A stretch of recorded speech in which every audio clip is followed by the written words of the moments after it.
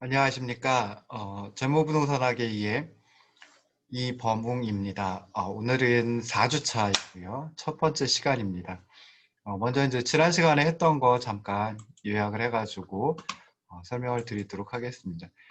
지난 시간에는 우리가 재무관리의 목표, 대리인 문제와 회사의 지배, 금융시장과 주식회사, 재무상태표, 뭐 이런 것들에 대해서 진도를 나갔습니다.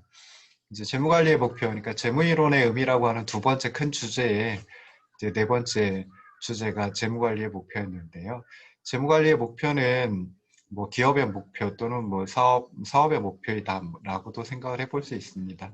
그래서 사업 또는 기업 운영을 할 때 재무관리를 하게 되는데 어떤 목표를 가지고 하느냐에 따라 가지고 이제 기업의 어떤 행동이라든지 뭐 재무관리 또는 재무 의사결정이 달라질 수 있겠죠. 그래서 재무관리의 목표는 이제 크게 뭐 이윤 극대화이다. 특히나 이제 경제학에서는 기업의 목적이 이윤 극대화이다라고 얘기를 합니다. 근데 뭐 이윤 극대화가 일반적인 사업 또는 기업 운영의 목표라고 생각을 해볼 수 있겠지만은 이제 단기와 장기의 상충 문제가 발생을 하고 정확하게 어떤 이윤을 의미하는지, 그러니까 장기 이익을 의미하는지 평균 이익을 의미하는지 뭐 이런 것들이 좀 애매모호하다라고 하는 문제점을 가지고 있습니다. 그래서 일반적으로 재무관리에서 또는 재무이론에서 주식회사의 목표는 주당 시장가치의 극대화이다라고 생각을 하고 있습니다. 그래서 주당 시장가치의 극대화다라고 하면은 어떻게 보면 현재의 정말 가치를 극대화한다라고도 생각을 해볼 수 있는데요. 실제로 이제 주당 시장 가치에는 미래의 경영 성과에 대한 예측까지 포함이 되어 있습니다.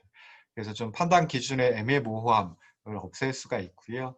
단기와 장기의 상충 문제도 없앨 수 있다라고 하는 그런 장점을 가지고 있다라고 생각을 하시면 좋을 듯이고요.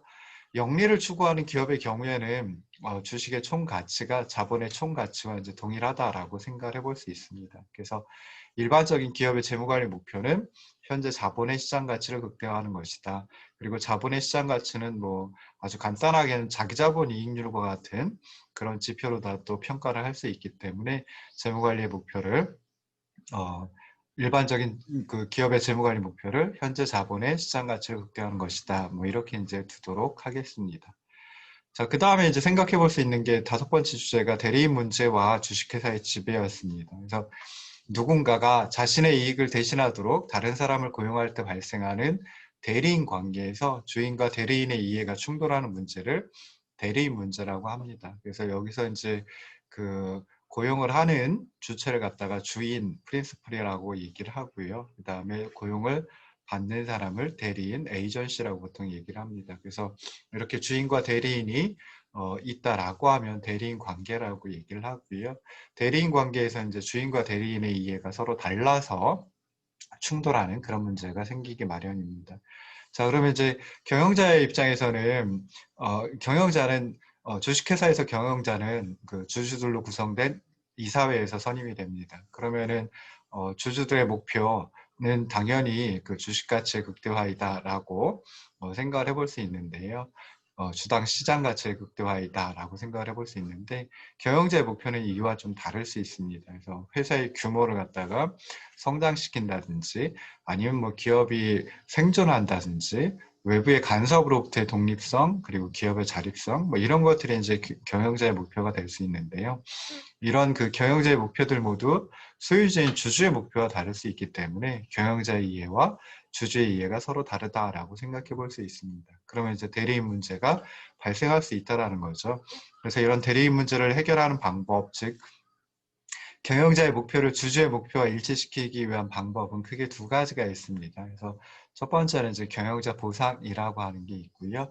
두 번째는 기업에 대한 통제가 있습니다. 그래서 경영자 보상을 통한 그 대리 문제 해결 방법은 경영자가 주식 가치를 증대시키게 하는 경제적 요인을 경영자에게 주는 경우입니다. 그래서 뭐 이것도 두 가지 생각을 해볼 수 있는데 경영자의 보상을 재무성과 및 주식가치와 연계시키는 방법. 그래서 재무성과가 좋다든지 주식가치가 어느 정도 높아졌다든지 하면은 경영자의 보상을 높여주는 그런 방식이 있을 수 있을 테고요. 대표적인 게 이제 옵션 같은 경우 있습니다. 스탁 옵션 같은 경우가 있습니다.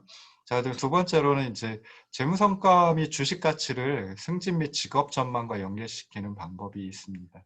자, 그리고 크게 두 번째 방법이 이제 기업 통제, 기업에 대한 통제 방법이다라고 했는데요.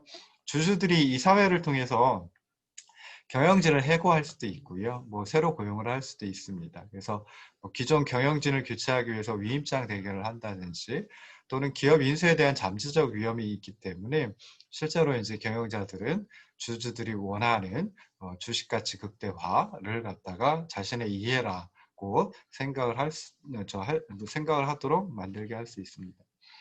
여섯 번째는 이제 금융시장과 주식회사였습니다. 그래서 주식회사는 다른 기업의 형태보다 그 소유권이 더 쉽게 이전되고 자금을 쉽게 조달할 수 있다라고 하는 장점 가지고 있다라고 말씀드렸죠. 그런데 이러한 장점은 금융시장에 존재하기 때문에 더 커질 수 있다라고 생각을 해볼 수 있습니다.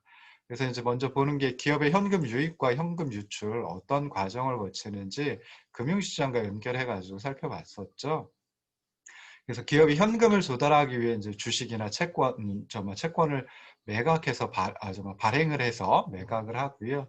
그러면 이제 자금을 조달 또는 차입을 하게 됩니다.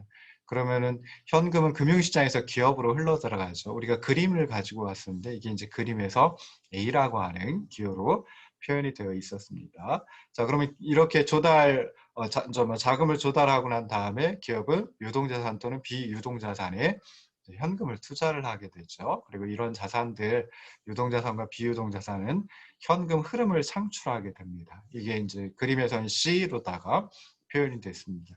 그래서 이렇게 창출한 현금 흐름 중에 일부는 법인세로 정부에 지급하고요. 그다음에 기타 이해관계자에게 지급을 합니다.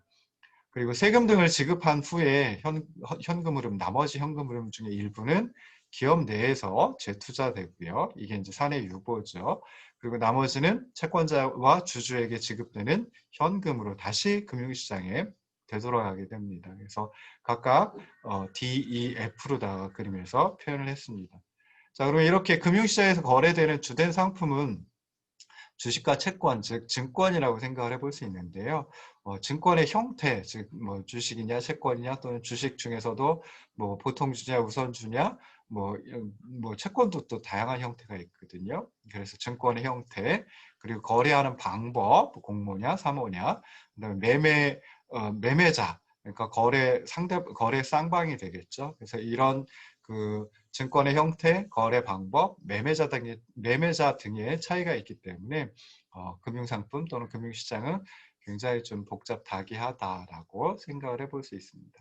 그래도 이제 금융시장을 갖다가 구분을 해본다, 분류를 해본다라고 하면은 크게 이제 발행시장과 유통시장으로 나눠서 생각을 해볼 수 있습니다. 발행시장은 영어로 프라이머리 마켓이라고 하고요. 그러니까 주된 시장, 뭐 1차 시장, 뭐 이런 식으로 이제 해석을 할 수 있겠죠. 그래서 정부와 주식회사가 증권을 최초로 판매하는 시장이다. 그래서 주식회사가 발행시장에서 증권을 판매해서 자금을 조달하는 방법은 크게 공모, 사모 두 가지가 있는데요. 공모는 일반 대중에게 증권을 판매하는 방식이고, 사모는 특정한 구매자와 협상을 통해 증권을 판매하는 방식이다라고 생각해 볼 수 있습니다. 공모는 일단 그 장점은 대규모 자금 조달이 유리하다라는 것입니다. 반면에 이제 문제점으로는 좀 단점으로는 우리나라의 경우에 금융위원회에 등록을 해야 하고요. 그러다 보니까 증권을 판매하기 위해서 다양한 정보를 발표해야 한다. 또한 상당히 큰 판매 비용이 소요된다라고 하는 좀 단점을 가지고 있습니다. 반면에 3호는 앞서 말씀드린 그 공모의 어떤 그 문제점, 즉 다양한 규제 사항을 피할 수 있고요. 상대적으로 판매 비용이 적게 소요됩니다. 대신에 이제 대규모 자금 조달에는 좀 한계가 있다라고 하는 문제점을 가지고 있습니다.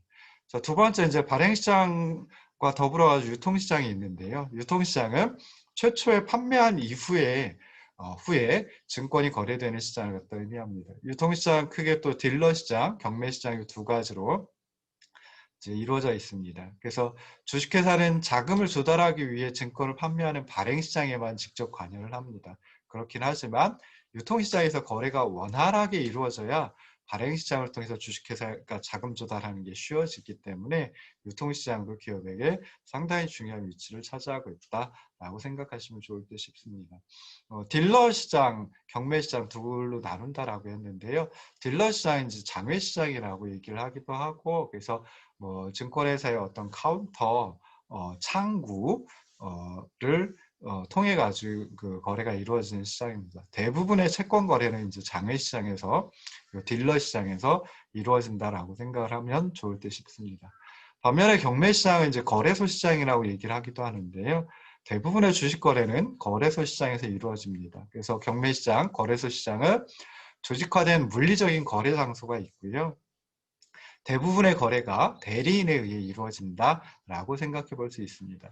그래서 조직화된 그 거래소에 우리나라 같으면 이제 한국거래소가 있습니다. 그래서 그 거래소에 상장하기 위해서는 자산 규모 또는 뭐 주주 수 등의 최소한의 기준을 만족시켜야 상장할 수 있다라고 말씀드렸죠. 자, 이렇게 해가지고 이제 두 번째 큰 주제였던 그 재무이론의 의미 뭐 다 살펴봤고요. 그 다음에 이제 세 번째 주제, 재무제표와 현금 흐름으로 넘어갔습니다. 그래서 재무제표를 잘 알아야지 그 기업의 상태라든지 특히 이제 경영 상태뿐만 아니라 재무 상태도 이제 잘 알 수 있거든요. 그래서 그런 여러 가지 재무 상태를 알려주는 여러 가지 표 해가지고 재무제표라고 하는데, 이 재무제표와 현금 흐름 어떻게 살펴볼 수 있는지 좀 분석을 해봐야 되겠죠. 그래서 여기서는 이제 크게 두 가지 재무상태표라고 하는 것하고 포괄 손익계산서라고 하는 두 가지를 통해 가지고 이제 재무상태를 어떻게 살펴볼 수 있는지, 경영상태를 어떻게 살펴볼 수 있는지 살펴보도록 하겠습니다. 재무상태표는 예전에는 대차대조표라고 얘기를 했습니다. 그래서 대차대조표는 대변과 차변이 있기 때문에 이제 대차대조표라고 얘기를 하기도 했는데요.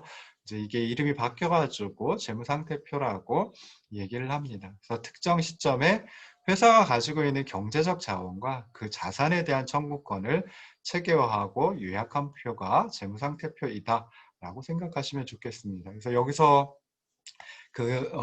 회사가 가지고 있는 경제적 자원은 자산이 되고요. 그다음에 그 자산에 대한 청구권은 채권자의 청구권인 부채와 소유자의 청구권인 자본으로 구성이 되어 있습니다. 그러면 이제 아까도 말씀드렸듯이 차변과 대변, 즉 재무상태표는 왼쪽과 오른쪽 두 개, 차변과 대변 두 가지로 구성이 되어 있습니다. 그래서 차변에는, 즉 재무상태표 왼쪽에는 자산을 갖다가 기록을 해 놓는데요. 자산은 지난번에 말씀드렸듯이 과거의 거래나 사건의 결과로 기업에 의해 지배되어 미래의 경제적 효익을 창출할 것으로 기대되는 자원이다라고 생각하시면 좋겠습니다. 자산은 크게 이제 유동자산, 비유동자산, 비유동자산은 이제 고정자산이라고도 얘기를 하는데요. 이 두 가지로 구성이 되어 있습니다. 유동자산은 뭐 예를 들어 현금, 재고자산, 매출채권 이런 것들과 같이 그 수명이 1년 이내인 자산, 즉 1년 이내에 현금으로 전환될 수 있는 자산을 의미합니다. 비유동자산은 뭐 예를 들어 토지, 설비자산, 산업재산권 등과 같이 그 수명이 1년을 초과하는 자산, 즉 1년 이내에 현금으로 전환되기 어려운 자산이다 라고 생각을 하시면 좋을 듯 싶습니다. 그래서 유동자산과 비유동자산을 구분할 때 1년 이내에 현금으로 전환될 수 있는지 또는 전환되기 어려운지 뭐 그거 가지고 살펴보는데요. 실제로 이제 뭐 조선업이라든지 이런 쪽 같으면은 이 기간이 1년이 아니라 조금 더 초과해가지고 뭐 예를 들어 2년이라든지 3년 가지고 하는 경우도 있습니다. 자, 재무상태표 오른쪽 대변에는 부채와 자기자본, 자본을 크게 이제 두 가지로 또 구분을 해볼 수 있습니다. 그래서 뭐 타인자본, 자기자본 이렇게 구분을 하기도 하는데요. 우리가 흔히 얘기하는 자본은 자기자본에 속하고요. 그리고 재무상태표에 나와 있는 자본도 자기자본에 포함이 됩니다. 대신에 이제 타인자본은 보통 부채를 타인자본이라고 얘기를 하거든요. 그래서 재무상태표의 오른쪽에는 타인자본, 즉 부채와 자기자본, 뭐 그냥 자본이라고도 불리우는 것, 이런 것들을 기재해 놓는다라고 생각을 하시면 좋을 듯 싶습니다. 자, 부채는 과거의 거래나 사건의 결과로서 기업이 현재 부담하고 있고 그 이행을 위해 미래에 경제적 효익이 내재된 자원의 희생, 유출이 예상되는 의무입니다. 그래서 채권자의 청구권이다라고도 부른다라고 말씀드렸습니다. 부채도 자산과 마찬가지로 유동부채, 비유동부채 두 가지로 나눕니다. 그래서 유동부채는 뭐 공급업체에게 회사가 진 빚을 매입채무라고 하는데요. 그 매입채무와 같이 그 수명이 1년 미만인 부채를 유동부채라고 합니다. 즉 유동부채는 1년 이내에 갚아야 하는 부채이다라고 생각을 하시면 좋을 듯 싶습니다. 비유동부채 같으면 이제 장기 사채 등과 같이 그 수명이 1년을 초과하는 부채입니다. 즉 1년 이내에 갚아야 되는, 좀 갚지 않아도 되는 부채이다라고 생각하시면 되죠. 그러니까 더 많은 기간 이내에 갚으면 된다. 뭐 이렇게 생각을 하시면 좋을 듯 싶습니다. 자, 재무상태표의 오른쪽을 구성하는 두 번째 것이 이제 자본입니다. 그래서 뭐 보통 주주자본이라고 또 부르기도 하고 그러긴 하는데요. 자본은 자산 가치 총계, 그러니까 자산의 어떤 그 총 가치에서 부채 가치 총계, 부채의 총 가치를 빼준 놈, 즉 자산과 부채의 차이를 의미한다라고 생각을 하시면 좋을 듯 싶습니다. 그래서 특정 기업의 자산에서 부채를 차감한 후에 잔여 지분, 뭐 순자산이라고 표현을 하기도 하고요. 또는 소유주 지분이라고 표현을 하기도 합니다. 그래서 이렇게 재무상태표의 왼쪽에 있는 자산과 재무상태표의 오른쪽에 있는 부채와 자본, 이 두 가지는 그러니까 재무상태표의 왼쪽과 오른쪽, 재무상태표의 차변과 대변, 이 둘은 항상 같아야 됩니다. 그래서 그것을 갖다가 이제 재무상태표 하향등식이라고 얘기를 하고요. 간단하게 좌변에 있는 재무상태표의 왼쪽에 있는 차변에 있는 자산은 재무상태표의 오른쪽에 있는 대변에 있는 부채와 자본 가치의 합과 같아야 한다. 자산은 부채 플러스 자본이다 라고 하는 것을 이제 재무상태표 항등식이라고 얘기를 하는데요. 이거는 꼭 기억을 하시면 좋을 듯 싶습니다. 그래서 재무상태표의 왼쪽 차변에 기록하는 것 다 합친 것하고 재무상태표의 오른쪽 대변에 기록하는 것 다 합치면은 그 둘은 항상 일치해야 된다. 그래서 그게 자산은 부채 플러스 자본이다 라고 하는 거 생각을 하시면 좋을 듯 싶습니다.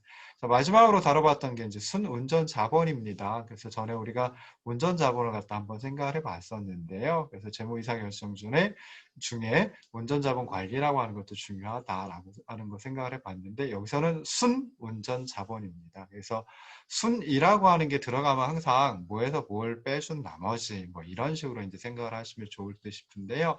여기서 순운전 자본은 유동자산에서의 유동부채를 차감한 크기이다 라고 생각을 하시면 좋을 듯 싶습니다. 그래서 유동자산에서 유동부채를 차감한 게 0보다 크다라고 하면 순운전 자본이 0보다 크다, 양의 값을 가진다라고 생각을 해볼 수 있겠죠. 그래서 일반적으로 재무상태가 좋은 회사의 순운전 자본은 보통 양의 값을, 플러스의 값을 보여줍니다. 그래서 유동자산이 유동부채보다 더 크다라는 거죠. 그러면은 1년 이내에 사용할 수 있는 뭐 현금이 같은 기간 동안에 갚아야 하는 현금을 초과한다. 뭐 이렇게든지 생각을 해볼 수 있습니다. 그래서 순운전 자본이라고 하는 거 나중에 뭐 부채 비율이라든지 하는 걸 통해 가지고 이 순운전 자본과도 비슷한 그런 의미의 것도 찾아보도록 하겠습니다. 자, 강의안을 띄워놓고 이제 이번 시간 새롭게 하는 거 진행을 하도록 하겠습니다. 자, 어이구 이런 강의안에 뭐 이상하게 나와 있네요. 자, 그래서 지난 시간에 이 순운전 자본까지 했고요. 순운전 자본 하면서 재무상태표 작성하는 거, 그러니까 요 예제 1은 사실은 그 재무상태표의 왼쪽과 오른쪽, 즉 자산과 부채와 자본의 크기가 같아야 한다라고 하는 재무상태표 항등식을 가지고 살펴본 거였죠. 그래서 예제 1 같은 경우에는 재무상태표 항등식만 알고 있으면 그러면은 어렵지 않게 찾아볼 수 있는 거였습니다. 자, 이번 시간에는 유동성 정도 나가면 아마 첫 번째 시간은 다 마칠 것 같습니다. 자, 유동성은 그 정의가 자산이 현금으로 전환되는 데 있어서의 신속성과 용이성이다라고 이제 정의를 합니다. 보통은 이제 다른 자산으로 전환될 수 있는 또는 다른 자산으로 전환할 수 있는 용이함의 정도를 유동성이라고 얘기를 합니다. 그런데 현금이 이제 상대적으로 가장 유동성이 뛰어난 자산이다라고 생각을 해볼 수 있기 때문에 그렇기 때문에 어떤 자산이 현금으로 전환되는 데 있어서 즉 다시 말해서 어떤 자산이 유동성이 가장 높은 현금으로 전환되는 데 있어서 얼마나 빨리 전환되느냐 그리고 얼마나 쉽게 전환되느냐 그 정도를 의미하는 게 유동성이다라고 생각을 하시면 좋을 듯 싶습니다. 좀 전에 말씀드렸듯이 현금은 상대적으로 유동성이 가장 뛰어난 자산이다라고 생각을 해볼 수 있고요. 그 다음에 주문 제작된 생산시설 같은 게 있습니다. 그래서 뭐 예를 들어가지고 뭐 어떤 그 정말 제과점에서 빵을 만드는데 또는 어떤 과자를 만드는데 딱 맞는 어떤 그 오븐을 갖다가 주문 제작했다라고 하면은 그 주문 제작된 생산시설은 그 빵집 또는 그 제과점에서만 주로 이용을 하겠죠. 다른 제과점에서는 뭐 쉽게 이용을 못할 수도 있을 겁니다. 그래서 그렇다 보면은 이걸 갖다 현금으로 전환하려고 할 때, 즉 그 오븐을 현금으로 전환하려고 할 때 뭐 정말 쉽지 않겠죠. 또는 현금으로 전환한다라고 하더라도, 그러니까 판매한다라고 하더라도 굉장히 오래 걸릴 수 있습니다. 그래서 그런 것들은 상대적으로 유동성이 떨어진다, 뭐라고 생각을 해볼 수 있습니다. 우리가 부동산 학을 하고 있는데 부동산은 유동성이 좀 상대적으로 떨어지는 자산이다. 뭐 이렇게 이제 얘기를 많이 하고 있습니다. 그래서 실제로 이제 부동산 같은 경우에는 다른 자산으로, 즉 현금이나 뭐 이런 자산으로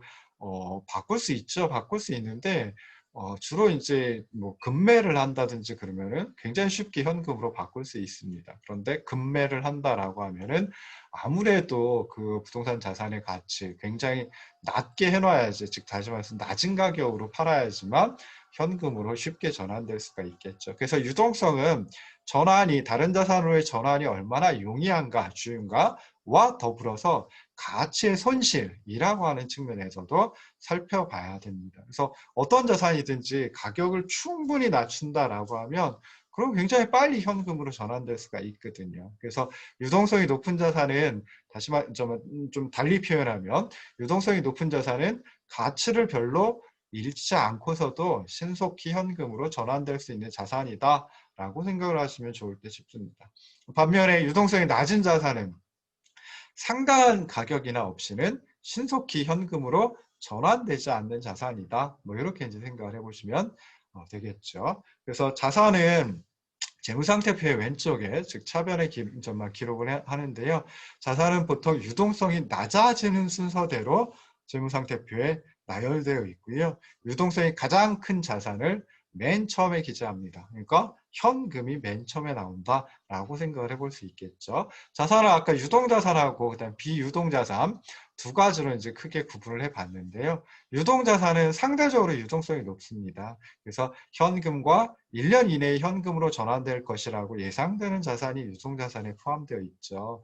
예를 들어가지고 매출채권이라고 하는 항목이 있는데요. 매출채권은 이미 매출이 이루어졌습니다. 그러니까 다시 말해서 누군가한테 팔았죠. 고객에게 팔았죠. 근데 고객이 아직 갚지 않아가지고 대금을 갖다 지불하지 않아가지고 회수하지 못한 금액, 그거 갖다가 매출 채권이라고 합니다. 매출이 이루어졌는데 채권까지 같이 있는 거죠. 그러니까 매출이 이루어졌지만 아직 대금을 받지 못해가지고 받아야 할 권리가 나한테 있다, 우리 회사에 있다라고 해서 매출 채권이라고 얘기를 합니다. 그래서 이런 것들은 뭐 아직 회수하지는 못했지만은 가까운 장래에 현금으로 회수할 수 있는 그런 것들이겠죠. 그 다음에 유동자산 가운데 이제 재고자산이라고 하는 게 있는데요. 재고자산은 만들었는데 아직 팔리지 않는 거, 그게 재고자산이죠.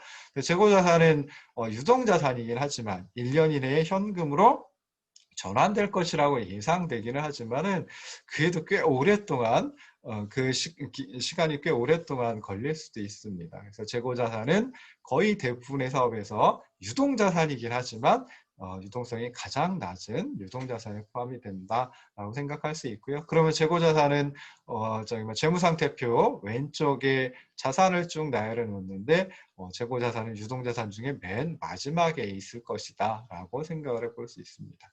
자, 자산 두 번째 항목에 이제 비유동자산이었죠. 두 번째 큰 항목. 그러니까 유동자산과 비유동자산을 구분하니까 두 번째가 비유동자산인데요. 비유동자산은 상대적으로 유동성이 많이 떨어진다. 유동자산에 비해서 떨어진다라고 생각해 볼 수 있습니다. 그래서 비유동자산은 정상적인 사업활동에서 현금으로 전환되기 어려운, 뭐 예를 들어 빌딩 또는 설비, 이런 유형 비유동자산하고, 그 다음에 물리적으로 존재하지는 않지만 가치가 매우 높을 수 있는 뭐 상표권, 이런 것과 같은 무형 비유동자산 두 가지로 이제 구분을 합니다. 그리고 나열할 때도 유형 비유동자산 먼저 나열하고요. 그다음에 무형 비유동자산을 뒤에다 나열하는 뭐 그런 순서로 가고 있습니다. 자, 그러면 이제 또 하나 생각해 볼 수 있는 게, 유동성이 높으면은 아무래도 부채 또는 빚을 상환하거나 뭐 필요한 자산을 구입하기가 쉽겠죠. 그렇긴 한데 재무적 공경에 처할 그렇기 때문에 재무적 공경에 처할 가능성이 적다라고 생각해 볼 수 있습니다.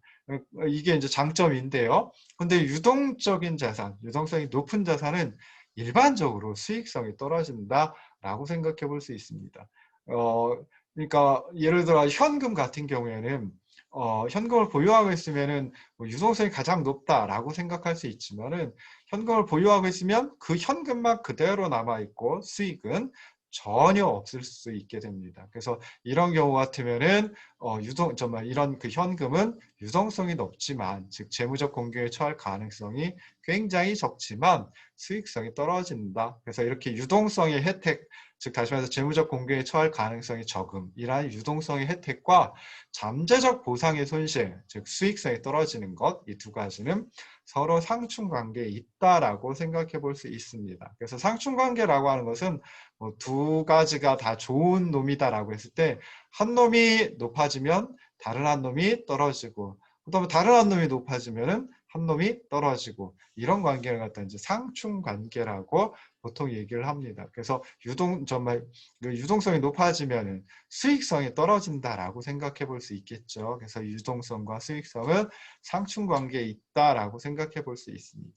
그럼 이런 유동성을 측정하는 비율, 뭐 여러 가지 비율 가지고 이제 재무성과를 갖다가 판단을 해요. 그래서 또는 이제 경영 상태를 판단을 하기도 합니다. 그래서 경영 분석이라고 하는 과목이 또는 분야가 경영학의 한 분야로 있는데요. 그 경영학의 경영 분석에서는 주로 이제 여러 가지 비율을 통해 가지고 경영 상태나 또는 재무 상태나 이런 것들을 분석하는 그런 과목 또는 그런 분야이다라고도 생각해 볼 수 있습니다. 그래서 그때 유동성을 측정하는 대표적인 비율, 즉 다시 말해서 단기 부채를 상환할 수 있는 능력을 나타내주는 비율이 유동 비율이라고 하는 게 있습니다. 그래서 유동 비율, current ratio라고 얘기를 하는데요. 이 유동 비율은 유동 자산을 유동 부채로 나누어 가지고 구합니다. 그러니까 재무상태표의 왼쪽에 있는 자산 항목 중에 유동 자산과 재무상태의 오른쪽, 즉 대변에 있는 부채와 자본 중에 부채의 첫 번째 항목 유동부채 두 가지 가지고 이용한다. 그래서 유동비율은 유동자산을 유동부채로 나누어 가지고 구한다라고 생각을 하시면 되고요. 자, 이거 생각하실 때 분모 문제에 있는 거, 이게 굉장히 나중에 기억이 어렵기도 하고 그래요. 그래서 저 같으면 어떤 식으로 기억을 하냐면은, 유동자산 현금이라고 치고요. 유동부채 뭐 빨리 갚아야 될 빚이라고 치고, 그러면은 가지고 있는 현금으로다가 빨리 갚아야 되는데, 갚아야 될 그 유동부채가 있는데, 그 유동부채를 갚고도 얼마나 남는 게 있는지, 이거 우리 전에 순운전 자본 할 때 나왔죠. 그래서 순운전 자본은 유동자산에서 유동부채를 뺀 건데, 그 순서 그대로 유동비율은 유동자산을 유동비율로 나누어 가지고 구한다. 그래서 이게 1보다 크다라는 소리는, 유동 비율이 1보다 크다라는 소리는 결국 유동자산이 유동부채보다 더 많다라는 거죠. 그러면 1년 이내에 갚아야 될 빚을, 즉 단기 부채를 갖다가 그냥 쉽게 갚을 수 있겠구나, 뭐 이렇게 이제 생각을 해볼 수 있습니다. 그래서 그렇게 기억을 하시면 조금 편해요. 그래서 유동자산을 유동부채로 나누어 준 비율, 이게 유동비율이다라고 생각을 하시면 좋을 듯 싶습니다.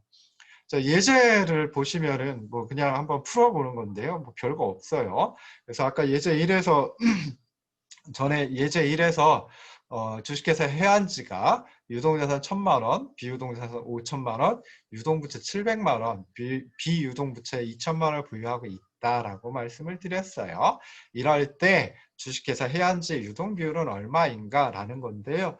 유동비율은 기억하셔야 될 거, 유동자산을 유동부채로 나누어 가지고 구한다 라고 생각하시면 되고요. 이게 1보다 크면 좋은 거죠. 1보다 크면은 가지고 있는 유동자산 가지고 갚아야 될 유동부채를 다 갚을 수 있다라는 소리가 돼요. 그래서 여기서는 유동자산 1,000만 원이고 유동부채 700만 원이니까 1,000만 원을 700만 원으로 나눠준 거, 유동자산 1,000만 원을 유동부채 700만 원으로 나눠준 거 계산해 보면은 1.4286이 됩니다. 그래서 이렇게 또는 이제 142.86%이다.